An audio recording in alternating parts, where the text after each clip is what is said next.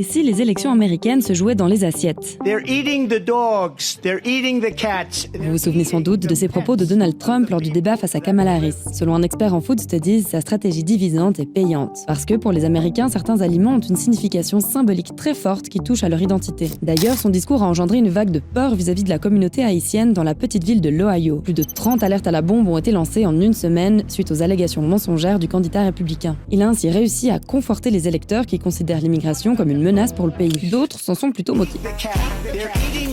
La nourriture est instrumentalisée par les deux candidats. De son côté, Kamala Harris se présentait comme une healthy foodie via sa chaîne YouTube Cooking with Kamala, en s'adressant à la gauche caviar. Avec une image de bobo californienne, elle s'éloigne de celle de Trump associée à la fast-food et au Big Mac.